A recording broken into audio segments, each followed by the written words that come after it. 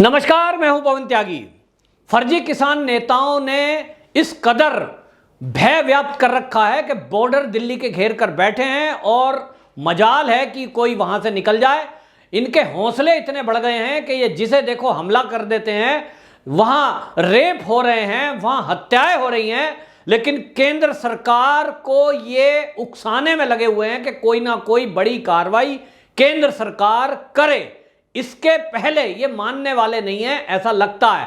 हाल ही की घटना गाजीपुर की है। गाजीपुर बॉर्डर पर आपको बताएं, बॉर्डर पर जहां ये धरना प्रदर्शन के लिए पुल के नीचे बैठे हैं, वहां से लगभग 200 मीटर की दूरी पर भारतीय जनता पार्टी के उत्तर प्रदेश के प्रदेश मंत्री अमित वाल्मीकि, ये अमित वाल्मीकि अभी नए नियुक्त हुए हैं, नई जिम्मेदारी इनको बीजेपी में मिली है और इसलिए गाजियाबाद जिले के कार्यकर्ता, जिसमें महिलाएं भी थी, इनके गाजियाबाद आगमन पर स्वागत करने के लिए वहां खड़े थे। जो कि आप समझ लें कि अगर दिल्ली की तरफ से, अक्षरधाम की तरफ से आप गाड़ी से आ रहे हैं तो वहां जहां वो पुल उतरता है गाजीपुर का और वो कट है, वहां एग्जैक्ट 200 मीटर से भी ज्यादा दूरी पर बीजेपी के कार्यकर्ता स्वागत के लिए खड़े थे। लेकिन ये जो फर्जी किसानों के साथ बैठे हुए गुंडे हैं, इन्होंने बाकायदा तलवार, रोड, डंडों से वहां जाकर वो जो स्वागत कार्यक्रम में लोग खड़े थे और अमित वाल्मीकि जैसे ही वहां पहुंचे, उनकी गाड़ी को घेर कर हमला किया और उनको तलवारों से हमला किया, जिसमें वो घायल भी हुए हैं। आखिरकार क्यों? वीडियो में देखने में मिल रहा है कि जो उसमें कुछ सरदार युवक हैं जिन्होंने अपना मुंह भी नहीं लपेट रखा, वो दिखाई दे रहे हैं और वो कह रहे हैं इन्होंने मारो, मतलब बीजेपी वालों ने मारो। सवाल ये उठता है कि ये आखिरकार खालिस्तानी विचारधारा वाले लोग ये क्या करना चाहते हैं? आपने देखा पश्चिम बंगाल का चुनाव हुआ, पश्चिम बंगाल में यही ममता बनर्जी की देखरेख में वहां चल रहा है। भारतीय जनता पार्टी के कार्यकर्ताओं को चुन चुन कर मारा जा रहा है। अब यही खेल ये जो चीन परस्त लोग हैं, ये पंजाब में हमने देखा कि पंजाब में ग्राम पंचायत के चुनाव थे, वहां टारगेट किया गया बीजेपी कार्यकर्ताओं को, मारो। और मारने वाले कौन है? अपने आप को किसान की टोपी लगाकर किसान कहलाने वाले नेता हैं। वो कहते हैं साहब 3 कृषि बिल बीजेपी लेके आई है और इसलिए हर बीजेपी वाले को हम ऐसे ही करेंगे। यानी इस देश में भारतीय जनता पार्टी के कार्यकर्ताओं को झूठा आरोप लगाकर, क्योंकि 3 कृषि बिल खराब तो है नहीं, ये कोई भी कुछ भी कह दो और 3 कृषि बिल खराब बताकर भारतीय जनता पार्टी के कार्यकर्ताओं को इस देश में जहां वो जाएंगे ये टोपी लगाकर या एक झंडा ले लेकर किसान बन गए और ये हमला करेंगे और सुरक्षा बल खड़े हुए देखते रहेंगे। उत्तर प्रदेश के गाजीपुर बॉर्डर पर जो हुआ है, वहां 85 पुलिस वाले थे, क्योंकि ये जो कार्यक्रम है स्वागत का, इसके लिए पहले से ही सूचना दी गई थी पुलिस को, पुलिस मौजूद थी। अब जिस योगी पुलिस की इतनी तारीफ होती है कि अपराधी भय के कारण उत्तर प्रदेश छोड़ गए या जेल में पड़े हैं, वो पुलिस मूक दर्शक बनी हुई है। क्यों? क्योंकि उनको ये पता है कि ये जो नकली आंदोलनकारी हैं, जिनको आंदोलन जीवी कहा है मोदी जी ने, ये असल में पुलिस को उकसाकर, लोगों को उकसाकर ये चाहते ही हैं कि इनके ऊपर पुलिस डंडा चलाए, तो ये पुलिस के ऊपर तलवार से हमला करें और फिर जब तलवारों से पुलिस पे हमला होगा, जैसा कि 26 जनवरी में दिल्ली में लाल किले पे हुआ, तो ये चाहते हैं कि उत्तर प्रदेश की पुलिस उकसावे में आकर इनके ऊपर गोली चला दे, इनके ऊपर लाठी चला दे। और जैसे ही लाठी चलेगी इनके ऊपर, गोली तो बहुत दूर की बात है, ये फोटो खींचकर तैयार बैठे हैं कैमरामैनों को लेकर। इन्होंने मीडिया वाले बिठा रखे हैं अपने पास और ये जरूर उस फोटो को कैप्चर करेंगे। अभी तो कोई ऐसा सीन हुआ नहीं है कि कहीं उत्तर प्रदेश की पुलिस ने किसी किसान नेता को डंडा मारा हो। उसके बावजूद आप देखें कि सोशल मीडिया पर कार्टून फैलाए जा रहे हैं कि मोदी जी जो है चीन में जाकर झूले पे झूल रहे हैं, जापान में झूले पे झूल रहे हैं, पाकिस्तान में बिरयानी खा रहे हैं और किसानों पे डंडा चला रहे हैं। ऐसे कार्टून बनाए जा रहे हैं, ऐसे जगह जगह अफवाहें फैलाई जा रही हैं। तो ये इंतजार में है कि इनके ऊपर पुलिस डंडा चलाए और ये फोटो क्लिक करें और फिर आगामी 2022 के चुनाव में ये गांव-गांव में जाके ये प्रचार करें कि देखो जी योगी की पुलिस ने किसानों को मारा। इनके ये जो मंसूबे हैं, मुझे पता है तो ये उत्तर प्रदेश की पुलिस को भी पता है।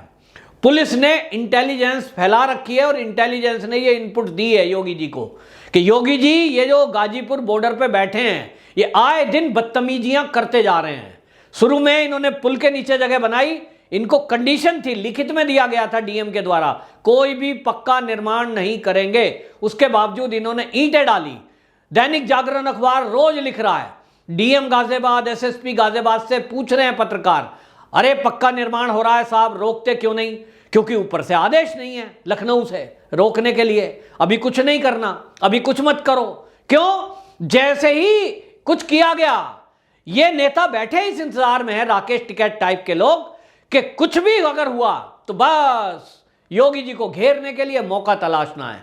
आज जो घटना हुई, राकेश टिकैत जिसकी निंदा करनी चाहिए थी हिंसा की, कि एक वाल्मीकि समाज से कोई व्यक्ति चुनकर के अगर भारतीय जनता पार्टी ने उनको प्रदेश का मंत्री बनाया है, उनको सम्मान दिया है, और उनका सम्मान करने के लिए भारतीय जनता पार्टी की महिलाएं, बच्चे, पुरुष वो आए थे कार्यकर्ता, तो इनको सहन नहीं हो रहा। और राकेश टिकैत इस हिंसा को जायज ठहरा रहे हैं और दोषी किसको बता रहे हैं? कह रहे भारतीय जनता पार्टी की ये साजिश है किसानों को बदनाम करने की।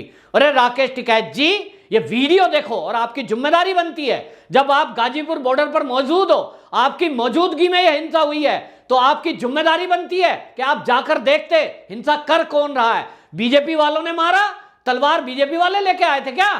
बीजेपी के कार्यकर्ता फूल माला लेके आए थे, फूल डालने के लिए, माला डालने के लिए, महिलाएं थी उसमें, तो आपको तलवारें कौन लेके आया? ये तलवार लेकर बैठे हैं किसानों के नाम पर गुंडे। और ये गुंडे तलवार क्यों लेके आए हैं, ये पूछना चाहिए इस देश में। जब तक समान नागरिक संहिता नहीं लगेगी, इसी तरह गुंडे तलवार लेकर सड़कों पर लहराते रहेंगे और घूमते रहेंगे। मैं अगर एक 6 इंच से लंबा चक्कू ले जाऊं, पुलिस तलाशी ले ले, मेरे लिए कानून है, मैं जेल में डाल दिया जाऊंगा। लेकिन इस देश में कोई कानून नहीं है, कोई खुली तलवार लेकर घूमता है, कोई जो है कृपाण लेकर घूमता है। अब धर्म का मामला अलग अलग हो सकता है, लेकिन किसी को गुंडागर्दी करने के लिए कैसे छूट दी जाएगी? ये गुंडागर्दी करने वाले लोग ये किसी धर्म के नहीं है, ये केवल और केवल धर्म को भी बदनाम कर रहे हैं। अगर इनके अंदर इतना जोश, इतनी ताकत है, तो देश की रक्षा करें गद्दारों से, देश के आतंकवादियों से। लेकिन नहीं, ये गुंडागर्दी करेंगे सड़क पे और ये चुन चुन के मारेंगे भाजपा वालों को, क्योंकि चाहते हैं कि भाजपा वाले या तो आत्मरक्षा में कुछ हथियार चलाएं या इनको पुलिस मारे, तो ये योगी जी को बदनाम करें ताकि 2022 का चुनाव ये कांग्रेस को और समाजवादियों को जिता सकें। पूरा पक्का पैकेज है, क्योंकि समाजवादी पार्टी और कांग्रेस उत्तर प्रदेश में ये जीतने वाले हैं नहीं, इनको 50 से ज्यादा सीट मिलनी नहीं, और इसलिए इन्होंने सोचा है कि योगी जी को बदनाम करने के नाम पर कुछ उनके पास सौदा तो है नहीं, मुद्दे हैं नहीं। बनाने की कोशिश की थी, कभी तैरती हुई लाशें बताने की बात की थी, लाश में सुप्रीम कोर्ट तक ने फटकार लगा दी। कभी ये रेत में दबी हुई दफनाने वाली लाशों को बता रहे थे, वो प्रयागराज हाई कोर्ट ने फटकार लगा दी। अब ये सोच रहे हैं योगी जी को बदनाम करें तो कैसे करें, इनके खिलाफ बोलने के लिए कुछ है नहीं। योगी सरकार वो सरकार है जिन्होंने अभी प्रवासी मजदूरों पर सबसे बढ़िया काम किया है, जहां सुप्रीम कोर्ट पूरे राज्यों को फटकार लगा रही है कि प्रवासी मजदूरों के लिए अरेंजमेंट करो, वहीं 10 लाख प्रवासी मजदूरों के लिए योगी सरकार ने व्यवस्था की है रोजगार की। ऐसी सराहना हो रही है लोगों की, लोगों के अंदर सराहना हो रही है, तो इनके पेट में दर्द है कि समाजवादी पार्टी, कांग्रेस और ये राष्ट्रीय लोकदल वाले लोग अब ये सोच रहे हैं कि तुम्हारी सीटें कैसे आएं। तो इन्होंने राकेश टिकैत टाइप के लोग खड़े कर दिए हैं, और राकेश टिकैत लोकदल के हैं ही पहले से। तो अब वो राकेश टिकैत क्या करेंगे? अपने गुंडों से बीजेपी वालों पे हमला करवा रहे हैं। राकेश टिकैत जी, आपको उत्तर प्रदेश में जगह जगह चुनाव में जाना पड़ेगा, क्योंकि आप तो एजेंट हो कांग्रेस के, लोकदल के या समाजवादी के, तो आप जाओगे हैं। तब आप जाओगे तो क्षेत्र में जब जाओगे, अगर ऐसा ही व्यवहार आपके खिलाफ हुआ, तो ये बीजेपी वाले कोई पाकिस्तान या अफगानिस्तान से आए हुए हैं, इसी देश के हैं भारतीय जनता पार्टी के कार्यकर्ता। और आपके कार्यकर्ताओं के द्वारा, अगर आप उनको किसान नेता भी कह रहे हो, ये किसान आंदोलन में बैठे हुए किसान नेताओं के द्वारा अगर तलवारों से, डंडों से, रोड से उनको मारा गया है, क्यों मारा गया मैं पूछना चाहता हूं।